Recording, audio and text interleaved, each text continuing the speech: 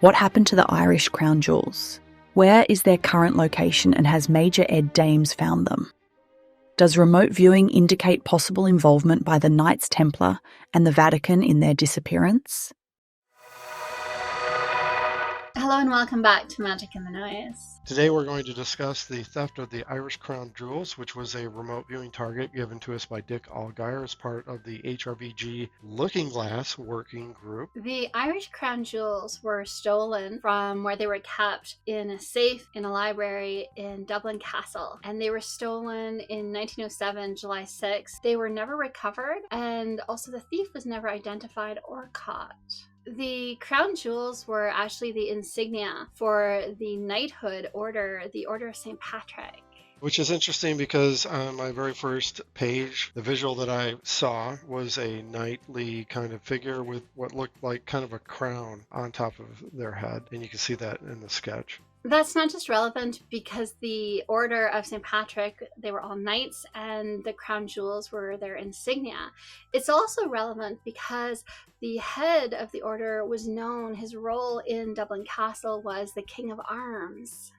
In addition to that, the safe that was located in the library, it was interesting that one of the key elements you picked up on in your session work was the actual library, which I thought was quite fascinating. You also had the concept of something hidden in there. I did. It came through so intensely. And I love when that kind of conceptual data comes through like that, where I could feel like, oh, there's something hidden in this corner and there's a light over there that's trying to draw attraction. But the real thing is hiding in this corner. And I also picked up on the documents that were kept with the crown jewels, the manuscripts.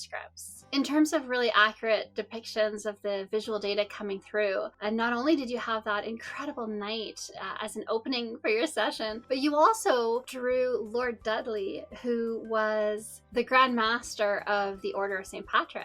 When I took a closer look at that particular first visit, I was able to perceive somebody what looked like they had a golden kind of breastplate sort of thing, but I also got the concept of braided. If you look at my descriptive terms, it's in there. So I had a lot of key elements associated with the individual that matched the drawing along with the descriptive information. What's interesting about that is I don't know if he's actually involved in the theft of the jewels. It makes me wonder if that's the case. I could have just drawn a key figure to the target, but I might have actually identified somebody who's associated with the actual theft. Yes, it's hard to tell because he would have worn the jewels for ceremonies because he was the Grand Master. But they did believe that the theft was an inside job, so he could have also been involved from that perspective, definitely. Speaking about the jewels, one of the things that I found to be quite interesting, neither you or I knew about this information prior to you working the session, was that there's a classification for diamonds prior to the current system that exists, and that older system is associated with the concept of clarity of water. In your session work, you clearly had imagery that was associated with jewel shapes, and you were talking about the water clarity that would be completely linked to this concept. So I thought that was quite fascinating. It was so funny to discover this. In my session, I kept seeing these diamond shapes. They were wet, they had water in them, and I couldn't understand that. I was like, I see these glass-like diamond shapes that have water in them. I don't know what that means. And because I was still a newer remote viewer under HRVG at the time, I think it did push me a little bit to not recognizing them as diamonds, to kind of thinking glass diamond-shaped containers that were full of water. But then when I saw on Wikipedia that in those days they referred to them as,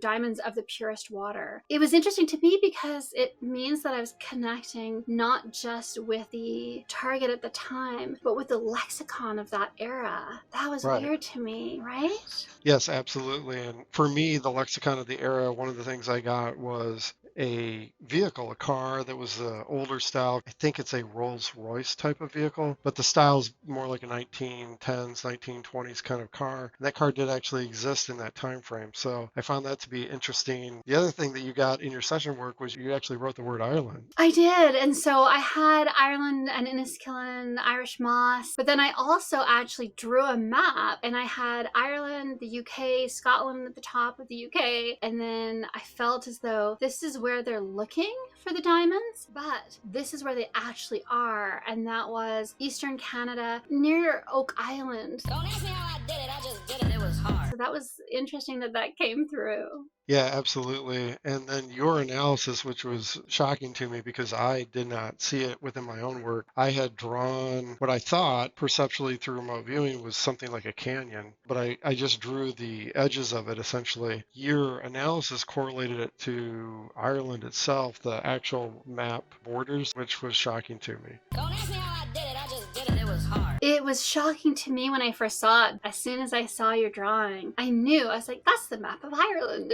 There's a little bit of distortion, but I could see it when I put it over the actual map. The match is incredible. And I think people maybe don't realize. I mean, obviously, you're a gifted artist, and so you're very gifted when it comes to drawing maps in your sessions. This is something that we've seen in other sessions of yours, where you draw the actual map of the country where something is relevant, where the target's taking place. And so I think other people could also try to incorporate attempts at drawing the landscapes that they see, allow the automatic writing to guide you as well, because that can help. Absolutely. So for me, some of those scenarios where it has been actual accurate borders of countries, I don't know that I'm actually drawing a country. I just think I'm drawing a coastline or something, and it literally ends up being the edge of a country. And your analysis showed this process. And when I do that, most of it actually is more of an automatic process. So it is quite fascinating to see that. And like Sasha says, I think it's important for people to realize that potential exists within their own work. And to look for it when you're doing analysis, because I don't think the people that were looking at your session at the time picked up on that. I think they overlooked it. And I think that that's the importance of having proper analysis done. That helps you to know, to trust that process. If now you know, oh, okay, when I do that kind of drawing of the contours of the area, it often translates to an accurate map. So it's something you can further develop by knowing that you have that gift.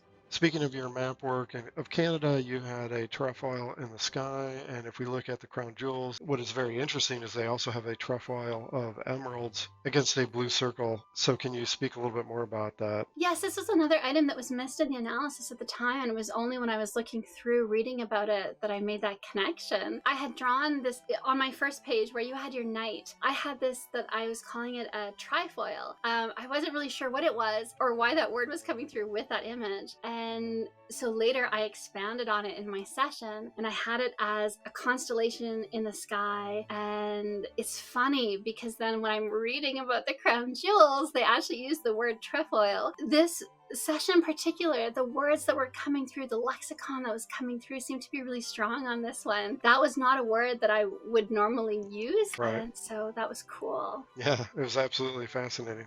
Speaking about finding things in analysis, one of the things that really blew me away was I had been looking at your session, and you had drawn this city on a hilltop, and you had the landscape, and it was very detailed in terms of the items that you were labeling. And right after I had finished doing analysis, just through synchronicity, I was presented with this data about Churchill Falls, which is a town with the exact hill that you drew, the exact landscape that you drew, and it's found in Eastern Canada. And I was so blown away by that link. How did you feel when I shared that with you? It's very shocking to me when you come across some of these things through your analysis and pull out the details, and I can see the linkages that you're describing. It is always quite shocking to me.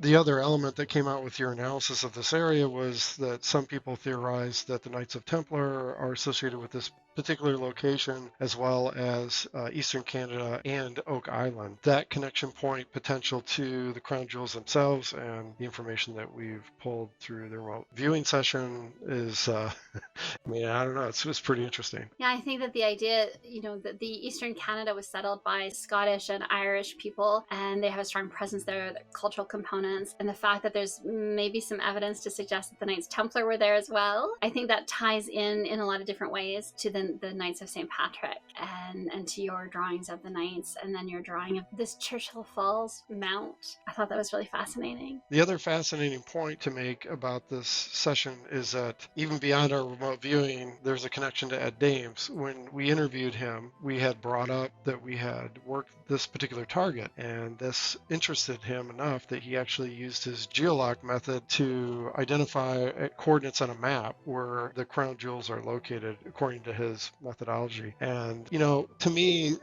I was blown away by that, because just having an interview with him was, number one, that was quite amazing to me. Number two, I had listened to him originally speak on Art Bell many years ago when he came out about remote viewing. And when he would talk to Art Bell, frequently he would run target session information that Art would have a question about and bring it back the next time he came and spoke. So it was nothing I expected. I just thought, like, the interview is amazing, right? And then he comes back like, oh, I'll run geolock on this to see where the crown jewels are located. And he actually did it. I thought that was amazing.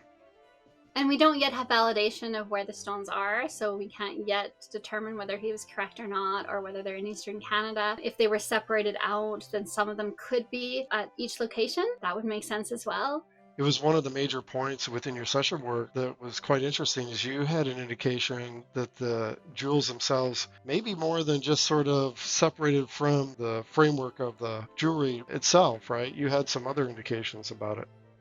Yes, I definitely had the strong sense that the stones were broken apart, that the diamonds were broken apart, and that's where that gushing water came through. So I do believe, based on that data, that the stones were recut and refaceted as well. I was trying to make sense of it in a different way. So we look forward in the future to information that might come out that will validate our work and Ed's work on this particular target. We appreciate everybody watching. We appreciate your support, and we hope that you found this information interesting.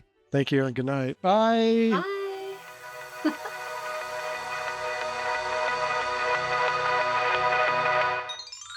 One of the things that occurred was that the king and queen arrived in horse and carriage to see the crown jewels, and this was shortly after they had been stolen. And in your session work, you drew the carriage, which I thought was interesting. It was such an interesting experience because I could feel that it was careening around and that the roads were not like our roads today. They weren't smoothly paved. So I really had this sense of something kind of rickety. And I had this shape. I had a wrong interpretive overlay. It felt more like an ATV. I think I didn't pick up on the horses. And it was just such a strange vehicle for me. I was like, there's this open topped thing that's careening around.